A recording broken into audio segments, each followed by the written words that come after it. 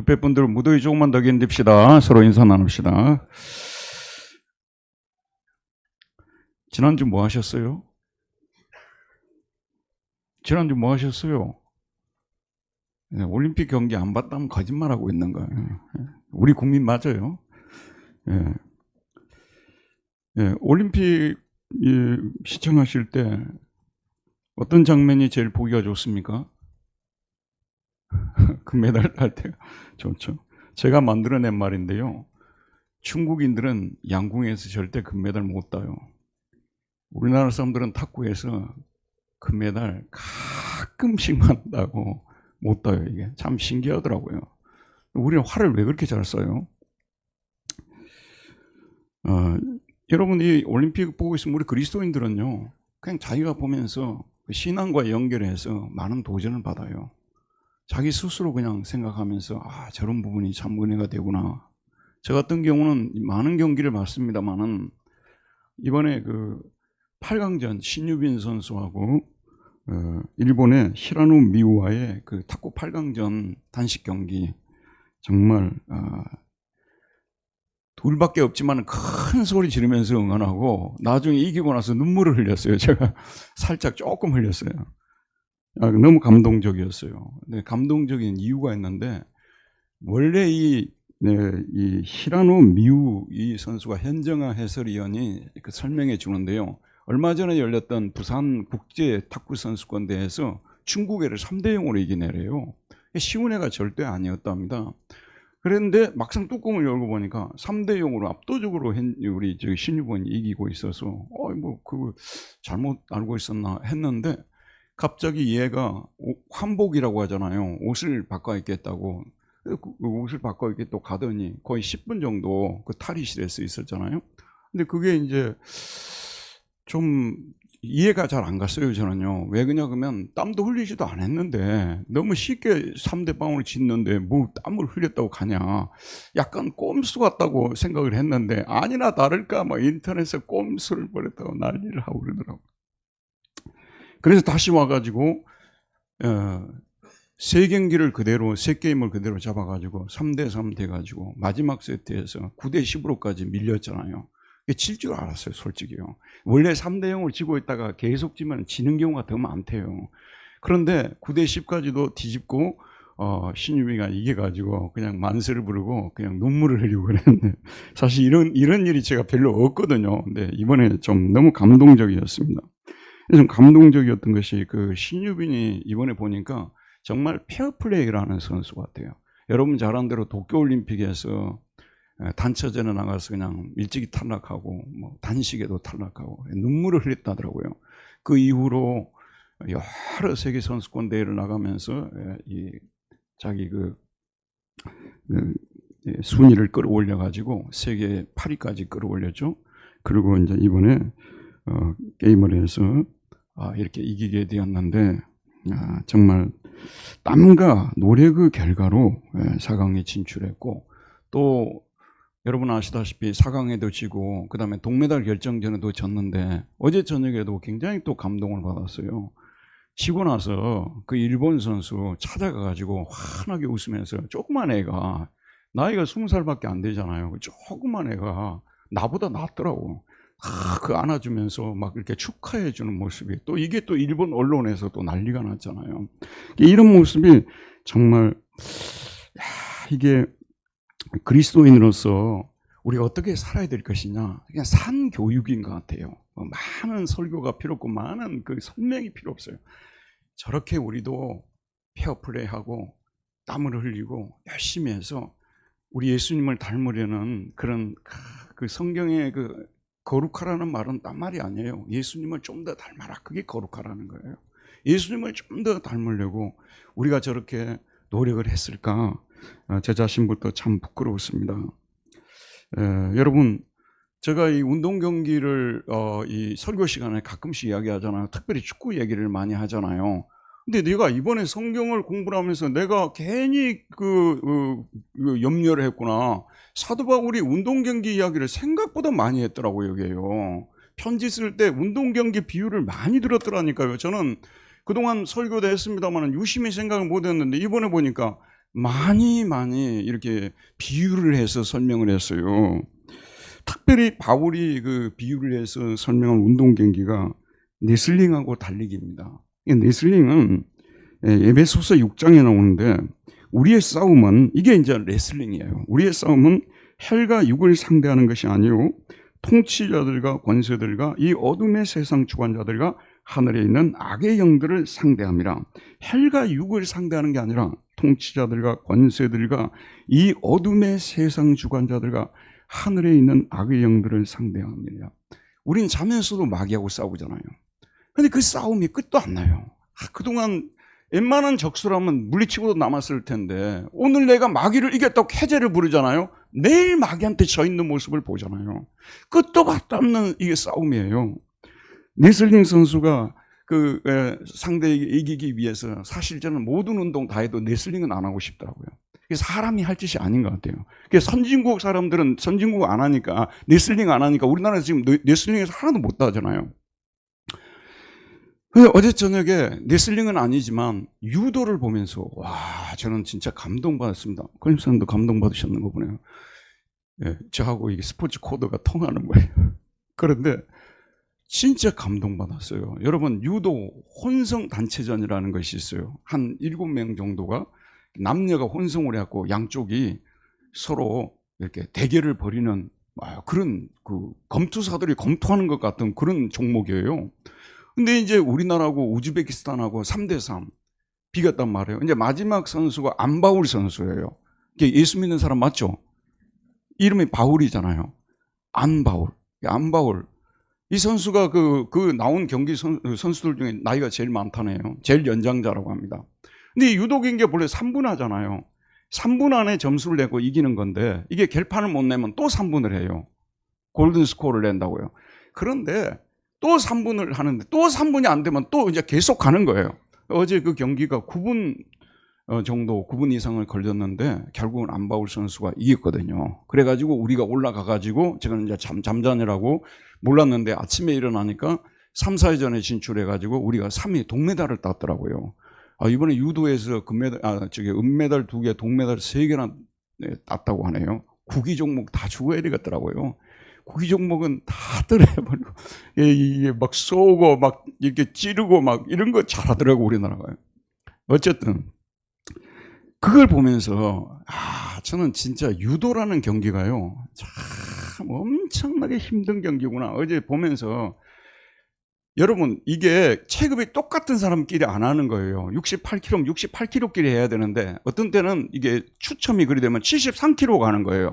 우즈베키스탄 선수가 훨씬 더 키로가 많이 나오고 키도 크고 못 견디갖고 막 뒤에가 앉아있고 막 이렇게 막 못 버티는 거예요. 힘들어요. 근데 안바울 선수는 정말 독하게 훈련했던 것 같아요. 끝까지 밀어붙여가지고 승리를 따냈는데, 이게 바로 이 에베소서 6장에 나오는 이 말씀에 대한 풀이 아니냐, 해석 아니냐. 정확하게 그냥 몸으로 이렇게 보여주는 바디랭귀지 않냐. 저는 그런 생각을 했어요. 우리 그리스도인의 싸움이 이렇게 처절한 싸움, 치열한 싸움이 돼야 되는데 우리는 지금 현재 그런 치열한 싸움을 싸우고 있는가? 저부터 시작해서 그런 좀 회개하는 마음이 생겼습니다. 바울은 또 달리기에 대해서 여러 곳에서 언급하고 이 달리기를 비유로 해서 우리 신앙생활을 이렇게 또 교훈하고 있는 모습을 볼 수가 있는데 빌립보서 3장 10절에서 14절 제가 그냥 읽을게요. 내가 그리스도와 그 부활의 권능과 그 고난의 참여함을 알고자 하여 그의 죽으심을 본받아 어떻게 해서든지 죽은 자 가운데서 부활에 이르려 하노니 내가 이미 얻었다 함도 아니요 온전히 이루었다 함도 아니라 오직 내가 그리스도 예수께 잡힌 바 된 그것을 잡으려고 달려가노라. 마라톤 경기죠. 형제들아 나는 아직 내가 잡은 줄로 여기지 아니하고 오직 한 일 즉 뒤에 있는 것은 잊어버리고 앞에 있는 것을 잡으려고 표대를 향하여 그리스도 예수 안에서 하나님이 위에서 부르신 부름의 상을 위하여 달려가노라. 여러분 탁구뿐만 아니라 스포츠 중계를 보잖아요. 그러면 실수하는 대목이 나오거든요. 그러면 해설자들이 꼭 뭐라고 하냐면 빨리 그걸 잊어버리고 앞을 향하여 나아가죠. 빨리 잊어버려야 되죠. 이런 얘기를 많이 합니다. 바울이 지금 그렇게 말하고 있어요. 지난날 다 그냥 잊어버리고 새로 목표를 정하고 열심히 달려가자. 이렇게 빌립보서 3장 10절에서 14절에서 말씀하고 있습니다. 여러분 또 오늘 이제 바울이 그 말하는 그 경주는요, 무슨 경주냐? 이게 오늘 말씀에 나옵니다만 신앙의 경주입니다. 이게 바울은 인생의 목표가 뭐냐면 사람마다 목표 없는 인생이 있겠어요. 여러분 여기 앉아 계신 분들도 다 삶의 목표가 있을 것입니다. 근데 바울의 목표는 뭐냐면 어떻게 해서든지 한 사람에게라도 더 많이 예수를 전해가지고 그 사람을 예수 믿게 할까. 이게 바울의 그 인생의 목표예요. 근데 바울은 저도 이런 부분에서 참 많이 도전을 받는데요. 그냥 편안한 데서 있으려 하지 않았던 사람이에요. 교회가 안 세워진 곳만 골라서 다니는 사람이에요. 그래서 이 사람이 어디까지 하면 아테네, 고린도까지 갔잖아요. 이거는 그리스의 남쪽의 도시들이잖아요. 거기까지 갔습니다.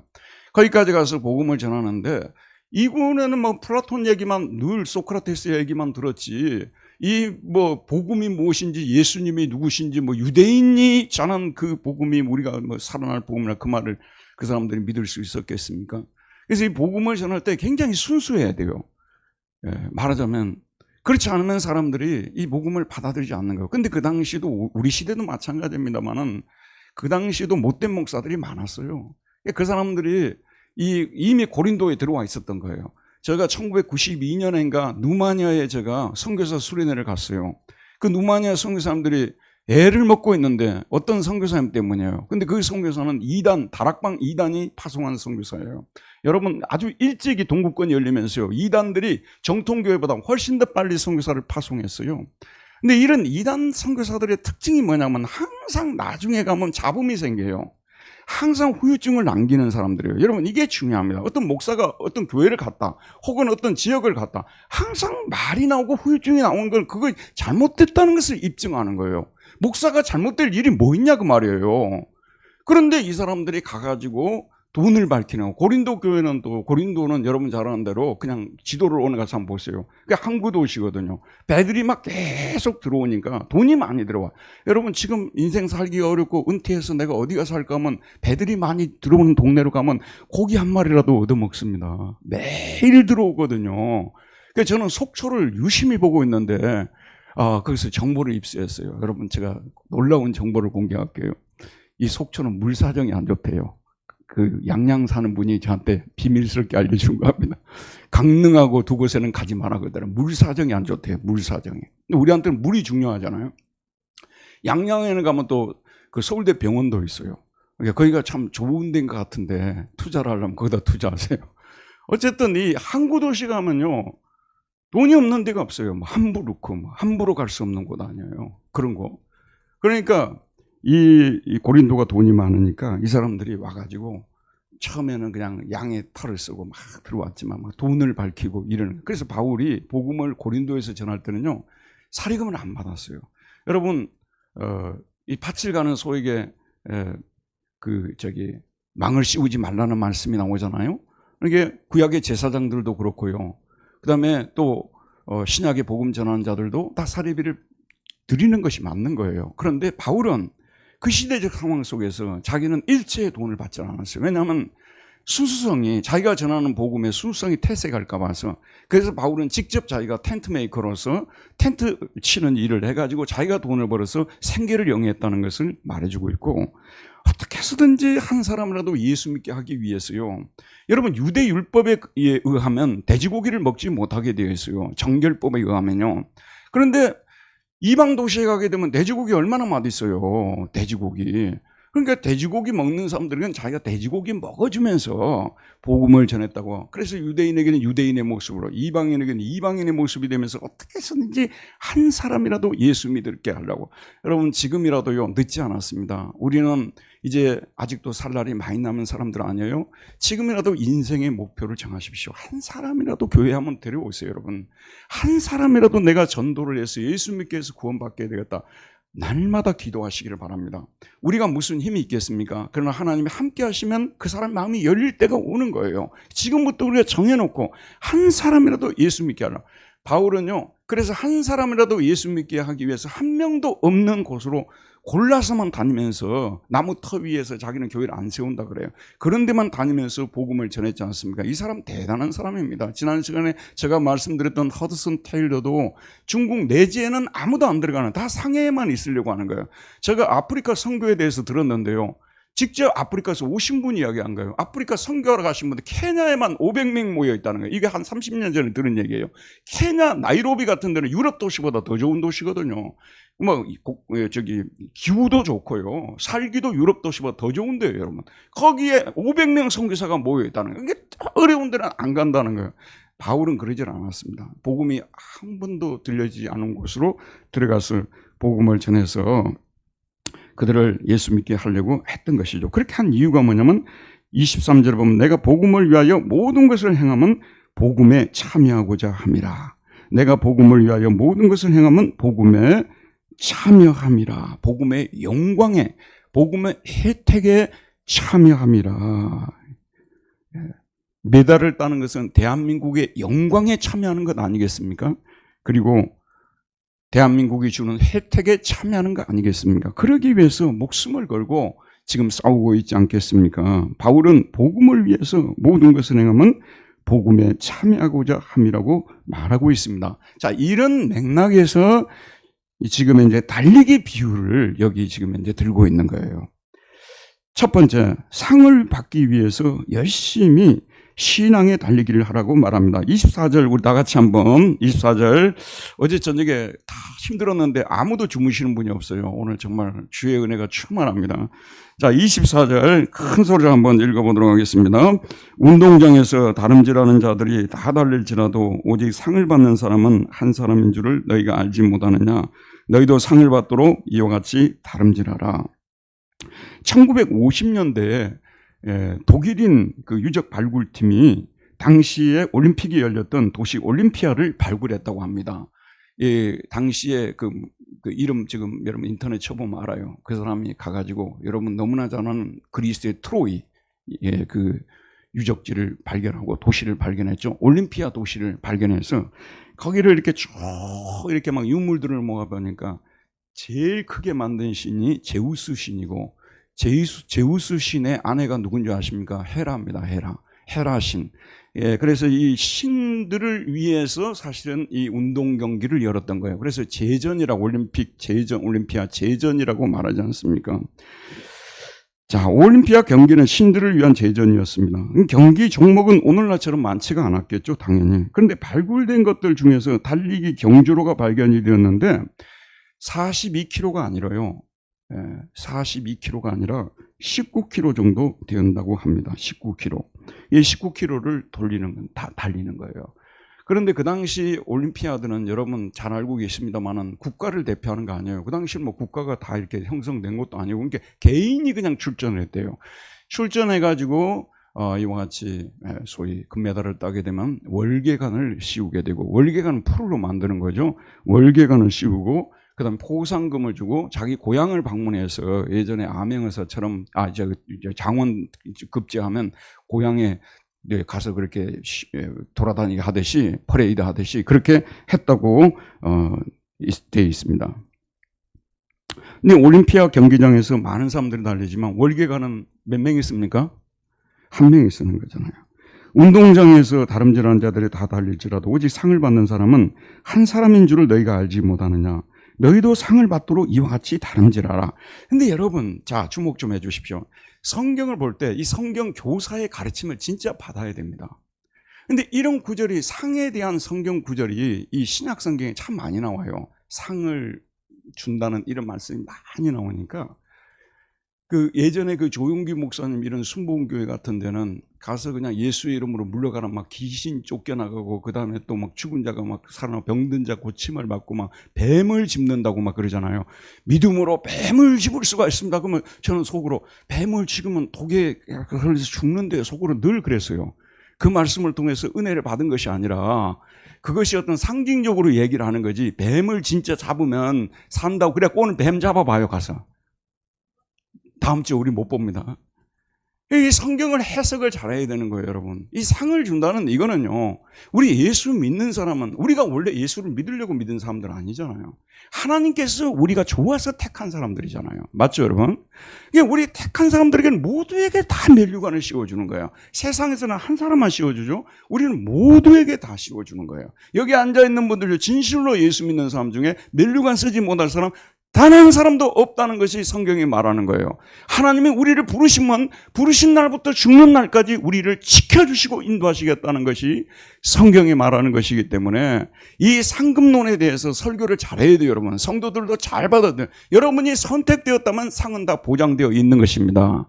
여러분에게도 월계관이 다 씌워지면 면류관이 씌워지는 것입니다. 자, 이것을 우리가 분명하게 들으면서 이 말씀을 드려야 돼요. 그러면서 뭐냐면 우리가 인간이기 때문에 육신을 입고 있는 죄의 육신을 입고 있는 인간이기 때문에 안주와 나태에 빠질 수가 있다 그 말이에요. 이건 너무나도 쉬운 진리인데요. 여러분 자녀가 태어났어요. 말을 듣든 안 듣든 공부를 잘하든 공부를 못하든 성격이 좋든 성격이 좋지 않든 여러분 자녀 맞죠? 취소시킬래요 지금요? 여전히 자녀잖아요. 그런데 얘가 너무 게으른 거야. 그러면 부모가 뭐라고 해요? 좀 열심히 해라. 네가 열심히 해가지고 성적을 이번에 어느 정도 올리면 상 줄게. 이 얘기하고 똑같은 것이라고 저는 봐요. 이런 구절들이요. 그러니까 지금 고린도 교인들이 안주에 빠져있는, 나태에 빠져있는 거예요. 그래서 경고하고 각성시키고 동기를 부여하고자 이런 말씀이 기록된 것입니다. 예, 여러분 올림피아 경기 참여자들이 상을 얻기에 열심히 준비하고 목표를 향해서 달려가듯이 적어도 우리 하나님의 백성들은 하나님께서 주시는 상을 바라보면서 그렇게 열심히 달려야 되지 않겠느냐 이렇게 설득을 하고 있는 것을 볼 수가 있습니다. 여러분 이런 경우를 지금 바울이 지적하고 있는 거예요. 예수 믿고 구원받았으니 가만히 있어도 하늘나라 가는 것이 아니냐고 말하면서 안주하는 모습. 예수님께서 우리를 구원하시기 위해서 십자가 길을 달려갔던 것처럼 우리도 구원의 은혜에 보답하는 마음으로 열심히 주님을 위해서 달려가자. 청유형입니다. 그래서 오늘 제목도 명령형으로 되어 있잖아요. 원래는 상을 받도록 다름질하라고 됐는데요. 저는 제목을 상을 받도록 다름질합시다. 이것이 의미를 제가 이게 파악해서 제목을 이렇게 붙은 것입니다. 상을 받도록 다름질합시다. 우리 옆 사람하고 인사 한번 나눕시다. 상을 받도록 다름질합시다. 청유형이에요. 청유형. 이걸 갖다가 명령형으로 만들어 놓게 되면은요, 사실 이 말씀 지키지도 못해요. 자, 고린도 교인들이 지금 현재 안주하고 있어요. 내가 이 설교 준비하면서 이 생각이 들더라고요. 육상 대표 선수에 뽑히는 것이 얼마나 어렵습니까, 여러분? 이제 우리나라 육상에도 지금 단 하나의 메달이 나올 겁니다. 누굴까요? 예? 높이뛰기. 높이뛰기에서 아마 은메달 아니면 크면 좀 어려울 것 같고 동메달이 나오지 않을까 저는 예상하고 있는데 육상에서 유독히 약해요. 그래서 우리는 초반전에 막 메달 10개 땄다고 난리 하다가 나중에 육상 수영에서 그냥 와장창 깨져가지고 갑자기 막 영국, 프랑스 막 이런 데가 위로 막 치고 올라가는 거예요. 이게. 자, 여러분. 육상 대표 선수가 뽑혔어요. 근데 자기 자신이 이제 트랙에 들어가서 자기 라인에 서겠죠. 근데 총성이 울렸는데 뛰지도 않아요. 뛰기는 뛰는데 그냥 천천히 걸어가고 있어요.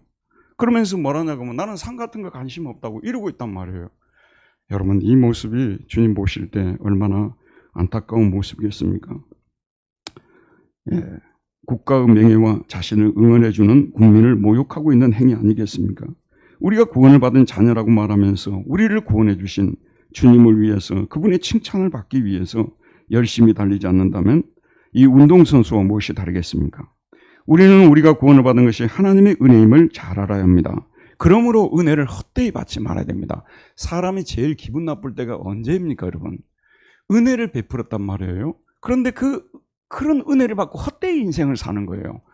그렇게 해서 죽을 사람 살려놨는데 밖에 나가서 우리 아들도 작년에 그냥 어떻게 맹장이 터져가지고 어떻게 하다 보니까 그냥 죽을 고비를 넘기고 그 집사람이 거기 가갖고 막 간호하고 했는데 다 죽었다가 살아났어요. 근데 이 한 사람 살리기 위해서 돈이 얼마나 드는지 몰라요. 이 독일이라는 나라는 참 희한한 나라래요.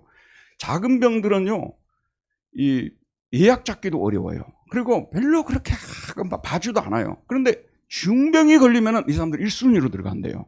이게 참 신기하죠. 그래서 우리 아들도 그냥 1순위로 갖고 병원에서 다 해준 거예요. 물론 보험료는 내지만은 다 해주고 그 어려운 병을 거의 이게 막 어려운 상황에 들어갔었죠. 그런데 살려놨지 않습니까? 그런데 그렇게 살려놨다 그 말이에요. 살려놨는데 그 다음에 어떻게 살아야 되겠냐는 그런 말씀이죠. 우리 아이는 지금 그렇게 뭐 정상적인 삶을 살 수 있는 상태가 아니니까 좀 그렇습니다만, 일반인들에게 적용을 해본다면 죽을 사람을 살려놨으면 이제부터라는 그렇게 살지 않아야 된다는 그런 말씀이 아니겠습니까?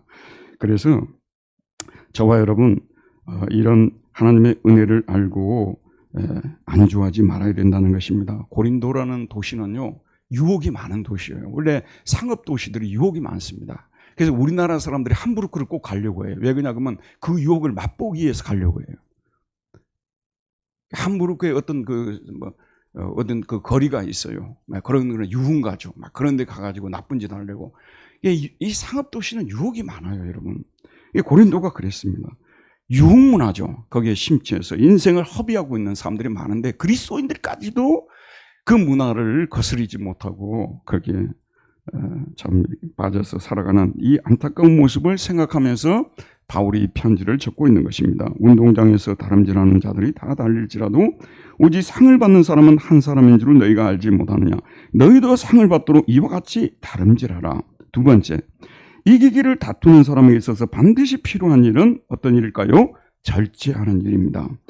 25절 우리 다 같이 한번 읽어보도록 합시다. 25절입니다. 시작. 이기기를 다투는 자마다 모든 일에 절제하나니 그들은 썩을 승리의 자의 관을 얻고자 하되 우리는 썩지 아니할 것을 얻고자 하느라. 썩을 승리자의 관, 이 멜류관을요, 여러분, 스테파노스, 이게 멜류관이라는 뜻이에요. 이게 멜류관을 그들이 풀로 만들었기 때문에 집에 갖다 걸어놔도요, 보기는 당장에는 좋죠. 조금 있으면 색이 바라잖아요. 그 다음에 이게 말라가지고 이게 떨어지고 나중에는 시커멓게 되고 밑으로 떨어져 버리지 않습니까? 이 썩을 멜류관이라는 말은 이걸 얻기 위해서라도 사람들이 죽자 살자 저렇게 하는데, 사실 우리 그리스도인들, 우리 문당들의 교인들이 저부터 시작했어요. 올림픽 선수들만큼 4년 동안만 주를 위해서 노력하면요, 우리 교회가 정말 달라져 있을 것입니다. 그 사람들을 그 메달을 따겠다고 하고 싶은 일이 얼마나 많겠어요. 만나고 싶은 사람도 있을 것이고 하고 싶은 일도 있고 여행도 가보고 싶고 막 그래가지고, 근데 그 모든 것을 절제를 해야 돼요. 그 모든 것을 절제를 해야만이 이 메달을 딸 수 있다는 그런 말씀 아니겠습니까? 우리 그리스도인들도 이기기를 다투는 자마다 모든 일에 절제하나니 그들은 썩을 승리자의 관을 얻고자 하되 우리는 썩지 아니할 것을 얻고자 하늘에 간직된 썩지 않고 새하지 않은 유업이라고 베드로는 말했습니다. 이걸 우리가 얻기 위해서 우리가 달리는데 절제를 하는 것은 당연한 것이 아니라는 말씀이에요. 근데 이 절제의 내용이 사람마다 다 달라요. 절제의 내용이 사람마다 다 다릅니다, 여러분. 연극을 관람하는 것이 뭐가 잘못됐겠어요? 연극이 얼마나 좋고, 저도 예전에 연극을 본 적이 없거든요. 그런데 연극의 힘이 얼마나 놀랍냐 그러면요, 그냥 여기 와갖고 연극단에서 연극을 한단 말이에요. 탕자의 비유, 우리가 내용을 얼마나 잘 알고 있어요. 연극 배우들이 와서 하면요, 눈물이 납니다. 어찌나 잘하는지요. 연극이 그렇게 힘이 있어요, 여러분. 연극이 얼마나 큰 힘이.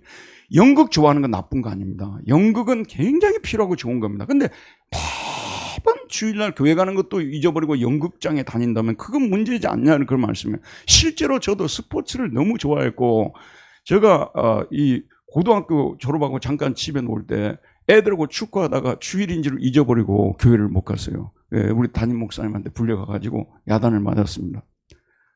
저는 이제 사람마다 절제할 분야가 다 다른데, 저는 남달리 또 스포츠를 좀 좋아하잖아요.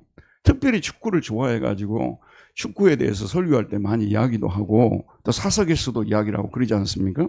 그런데 여러분, 이 제가 독일에서 할 때 나름대로 열심히 주님을 섬겨야 된다고 생각하고 목회도 하고 공부도 하다 보니까 시간도 없고 해서 16년 동안 살았습니다만은 운동장에, 축구 운동장에 가본 적은 단 한 번이 있었습니다. 그 운동장, 그 어떤 경기냐 그러면요, 2006년에 독일에서 월드컵이 열렸는데 라입지시 운동장에서 프랑스하고 그 유명한 지네딘 지단하고 옹리가 있는 이 라입지시에서 한국하고 프랑스하고 경기가 있었는데 대사관에서 우리 가라고 표를 나눠줬어요. 그래서 공짜표가 생겨가지고 제가 라입지시에서 딱 한 번 봤어요.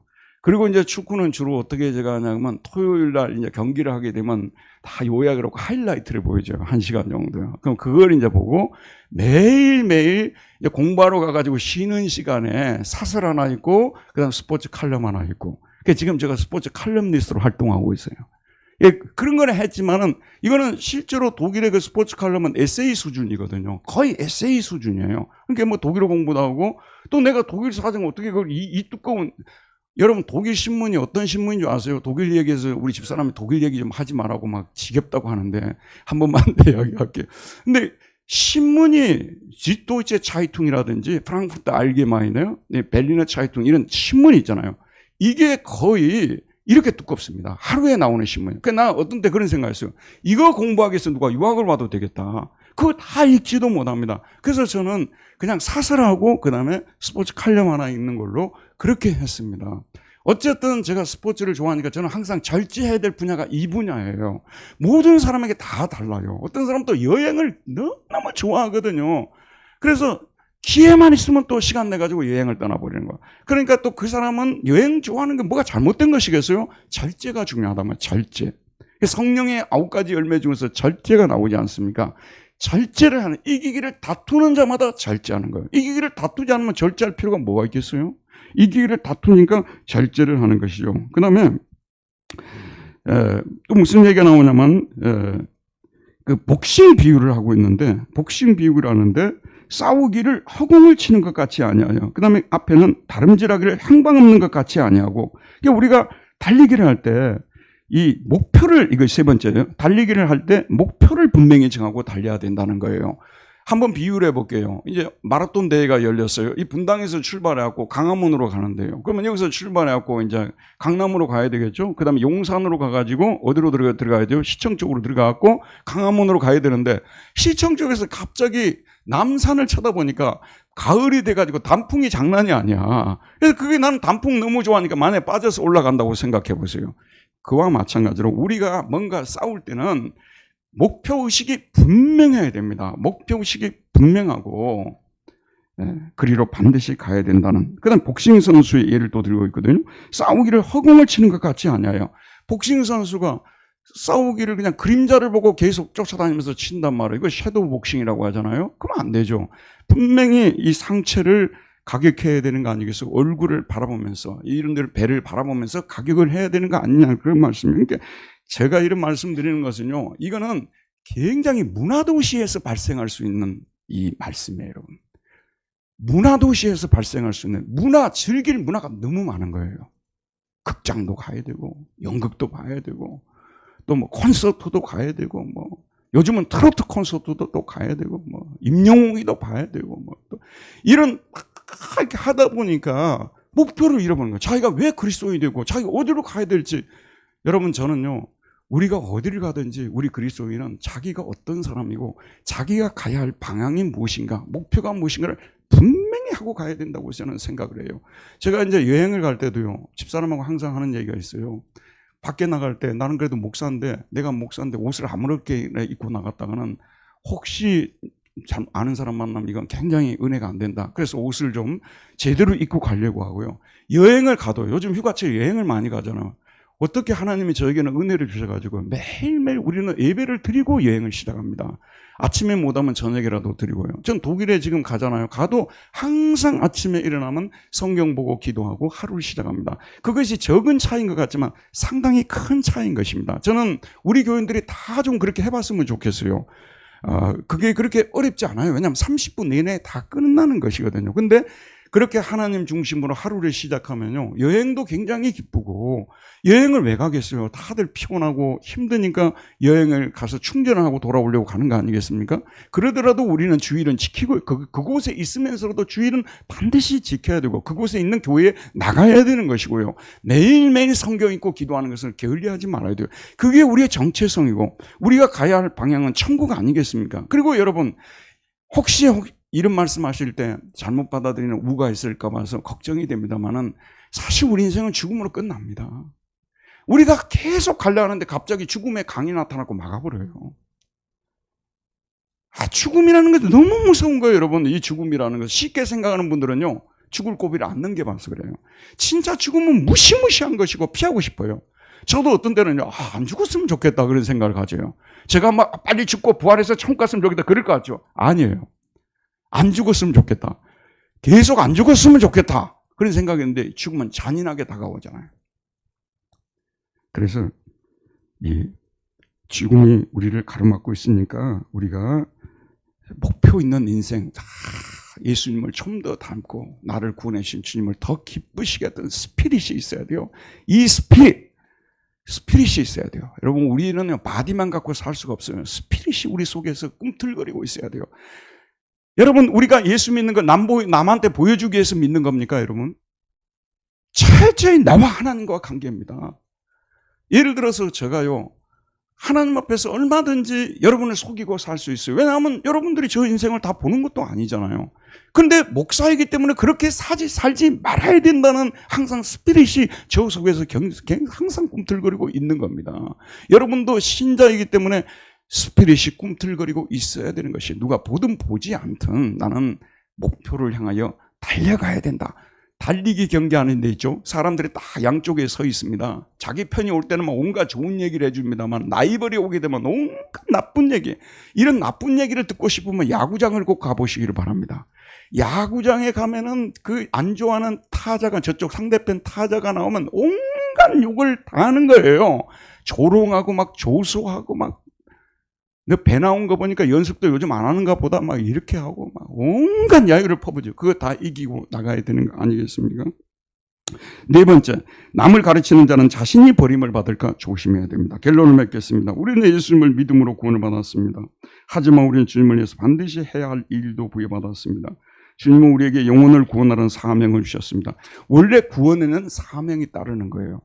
구원을 시켜줘 놓고 일도 안 시키는 거예요. 그게 얼마나 불행한 겁니까? 하나님은 우리를 모두를 구원해 주셨을 뿐만 우리에게 다 사명을 주셨어요. 저와 여러분 모두 사명을 받은 분들이에요. 각자의 사명이 다르지만 모든 사람이 다 사명을 받았어요. 너는 이것을 해서 하나님께 영광을 돌려라. 너는 이것을 해서 하나님께 영광을 돌려라.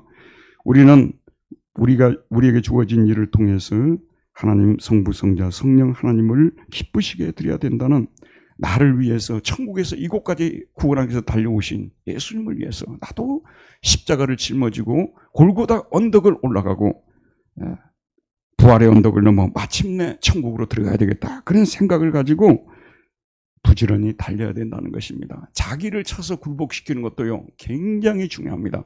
어떤 이 근처의 목사님이 짤에 나와가지고 말씀을 하시는데, 자기가 보니까 이분도 큰 교회 목사님이시거든요. 미국에 있는 그런 큰 교회 목사님들이 대부분 마지막에 가서 무너져 버렸대요. 한국에 있는 목사님들도 대부분 그래요. 여러분, 끝까지 가야 잘 가는 거예요. 처음에 잘 달리다가 중간에 중도 포기를 해버린다든지 아니면 끝에 가서 못 해버리면요, 잘했던 거 다 날아가 버리는 거 아니겠어요? 누구에게나 다 해당하는 말입니다. 그러니까 저희들이 날마다 자신을 쳐서 굴복시키는 일을 해야 되는 거예요. 날마다 자신. 혹시 여러분들 중에서 제가 이런 얘기를 하게 되면 혹시 비웃을지도 모르겠어요. 우리는 매번 저녁이면 성경 읽고 기도를 드리거든요. 그게 뭐냐면요, 사실 그거 안 해도 새벽에 또 와서 우리가 예배를 드리고 기도하잖아요. 그래도 그게 뭐냐면 일종의 자기를 쳐서 굴복시키는 훈련이에요. 거기서 지식이 많이 들어오는 거 아니에요. 뭐 성경 몇 장 읽는다고 지식이 쏙쏙 들어옵니까, 여러분? 설교 자료가 막 팍팍 떠오릅니까? 아니에요. 그 무슨 행위냐, 그러면 무슨 몸짓이냐, 그러면요, 자기를 정말 목회자로서 지키겠다는 그런 의도 아니겠습니까? 나는 어제 저녁에도 그 예배를 드리면서 우리 교인들도 다 나처럼 되었으면 좋겠다, 다 좀 이렇게 했으면 좋겠다, 왜 못할까라는 생각이 저는 드는 거예요.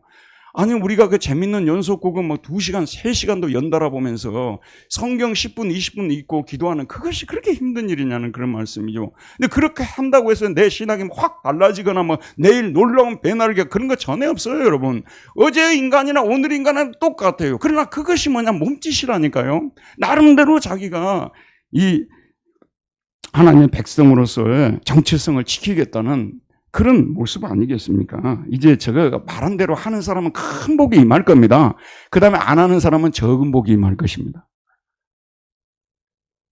큰 복과 적은 복의 차이죠. 어쨌든 여러분도 살려고 발버둥 칠 거니까요. 그러나 매일매일 성경을 읽고 기도하는 것은요, 굉장히 좋습니다. 자, 이제 마지막으로 우리는 이 달리면서 항상 머릿속에 떠올려야 될 분이 있어요.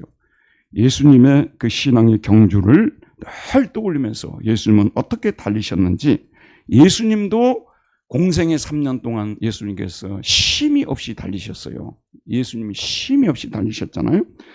자, 히브리서 저자는 이렇게 적고 있습니다. 이러므로 우리에게 구름같이 둘러싼 허다한 증인들이 있으니 모든 무거운 것과 얽매기 쉬운 죄를 벗어버리고 인내로서 우리 앞에 당한 경주를 하며 믿음의 주여 또 온전하게 하시는 예수를 바라보자. 그는 그 앞에 있는 기쁨을 위하여 십자가를 참으사 부끄러움을 개의치 아니하시더니 하나님 보좌 우편에 앉으셨느니라. 예수님도 이 땅에 오셔서 십자가 지기 위해서 오셨잖아요. 그게 너무나도 힘든 거예요. 저는요, 기도를, 주여 저를 다윗처럼 사용하지 않아서 너무 감사합니다.